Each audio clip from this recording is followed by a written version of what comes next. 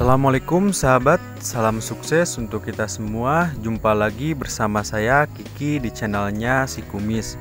Oke sahabat, jadi di video kali ini saya akan berbagi pengalaman lagi ya, atau membagikan ilmu-ilmu mengenai pembenihan ikan lele.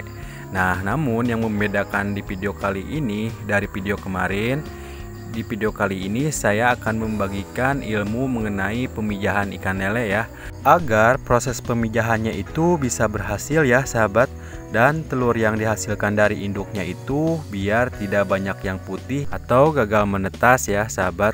Karena setahu saya juga di sini masih banyak para petani pembenih ikan lele itu yang mengalami kegagalan saat melakukan pemijahan. Seperti indukan yang tidak mau bertelur, adapun indukannya bertelur, telurnya banyak yang putih, dan adapun telur yang menetas, biasanya larvanya itu banyak yang mati setelah menetas. Dan ada yang lebih herannya lagi ya, karena kemarin ada yang bertanya ke saya, "Kang, saya memijahkan indukan ikan lele, itu indukannya sudah siap dua-duanya ya. Tapi setelah saya lakukan pemijahan itu telurnya banyak yang putih." Nah, maka dari itu di sini saya akan berikan ilmunya ke sahabat ya. Karena setahu saya juga di sini bahwa kita kalau mau melakukan pemijahan dan pemijahannya itu mau berhasil, itu hari atau jamnya pun tidak boleh sembarangan. Jadi harus tahu aturannya agar proses pemijahannya bisa berhasil dan kita juga bisa berhasil usaha di segmen pembibitan ikan lele. Namun buat sahabat jangan khawatir, karena di sini saya akan bedah semua ilmu-ilmu pembibitan ikan lele ya. Jadi buat sahabat yang belum subscribe di channel ini, silahkan di subscribe dulu dan tekan tombol loncengnya, karena channel ini khusus membahas usaha di segmen pembibitan ikan lele ya. Dan sahabat juga gak perlu khawatir ya, bahwa ilmu yang saya akan bagikan di sini itu pastinya berkat dari pengalaman yang saya sudah praktekkan sendiri di kolam saya ya, dan berhasil. Oke sahabat, jadi di sini saya tidak akan membahas mengenai indukan ya, mana indukan yang siap dipijahkan ataupun mana indukan yang belum siap dipijahkan, karena mungkin sahabat juga sudah pada tahu ya. Namun yang paling terpenting di sini yaitu adalah menentukan hari apa sahabat mau memijahkan dan jam berapa sahabat mau memindahkan telur dari kolam pemijahan ke kolam penetasan.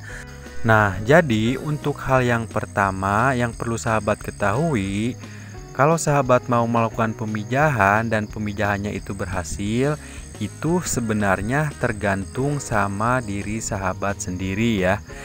Contohnya, misalkan sahabat memijahkan di hari Minggu ya. Nah, memijahkan di hari Minggu itu pemijahannya berhasil ya. Telurnya banyak, telurnya menetas semua, dan larvanya cepat besar.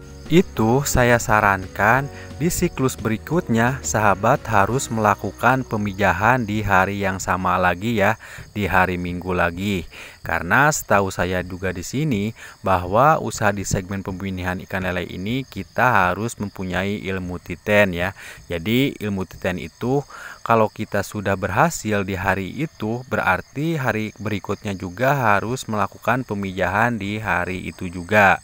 Tapi kalau misalkan sahabat melakukan pemijahan di hari Minggu gagal, telurnya banyak yang putih, telurnya tidak menetas, ataupun banyak yang menetas tapi larvanya banyak yang mati, itu saya sarankan jangan dilakukan di hari Minggu juga.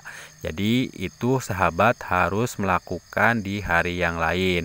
Intinya sahabat itu harus melakukan uji coba hari demi hari ya. Itu kalau menurut pengalaman saya.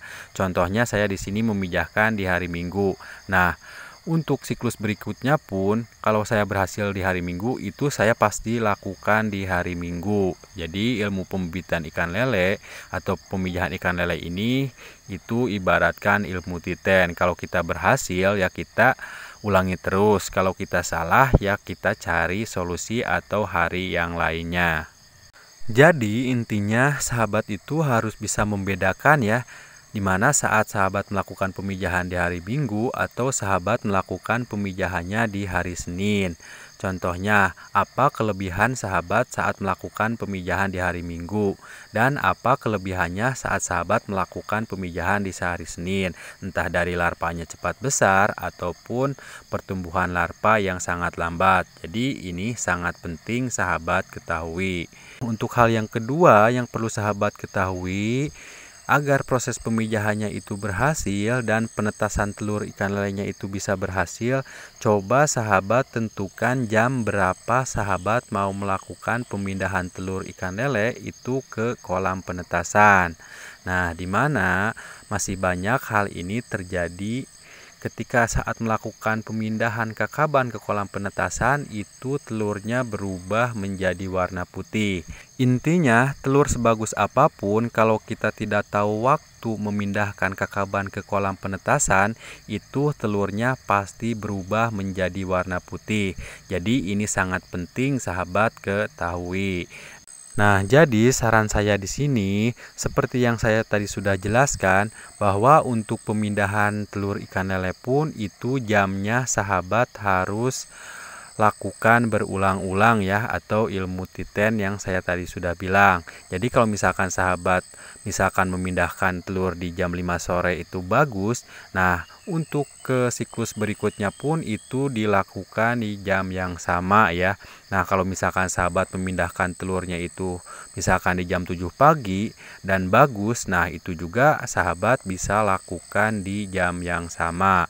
Intinya kalau prosesnya sudah bagus kita ulangi terus ya sahabat, dan kalau misalkan ada kekurangan berarti kita ganti lagi hari atau jamnya.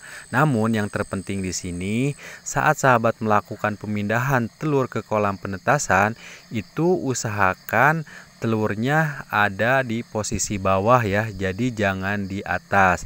Karena kalau misalkan telurnya di atas itu biasanya telur sebagus apapun itu akan sama putih ya dan gagal menetas. Jadi usahakan yang tadinya telur di atas saat sahabat pindahkan ke kolam penetasan itu usahakan telurnya posisinya jadi di bawah ya.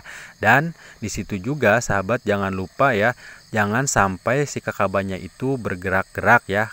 Jadi kalau misalkan kakabannya itu nanti bergerak-gerak, biasanya itu juga akan mengganggu proses penetasan telur ikan lele ya, atau bisa jadi gagal menetas. Jadi usahakan sahabat bisa gunakan batu atau kayu untuk menahan kakaban tersebut supaya tidak bergerak ya sahabat. Dan di sini juga saya ingatkan lagi buat sahabat bahwa sebelum sahabat melakukan pemindahan kakaban ke kolam penetasan, itu saya sarankan air kolam penetasannya harus dipersiapkan dulu ya, atau difermentasi terlebih dahulu. Karena kalau misalkan sahabat melakukan pemindahan telur ke air dadakan atau air sumur langsung, biasanya itu pun telurnya akan rusak ya, atau gagal menetas ya.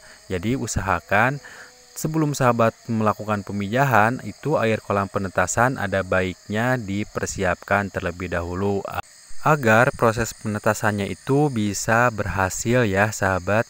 Dan biasanya kalau airnya kita persiapkan dulu, itu larva setelah menetas biasanya akan cepat besar. Jadi siapkan dulu air kolam penetasan, terus sahabat lakukan pemijahan, dan jangan lupa hari dan jamnya sahabat harus tentukan agar proses pemijahannya itu bisa selalu berhasil ya, karena ini kunci keberhasilan usaha di segmen pembibitan ikan lele.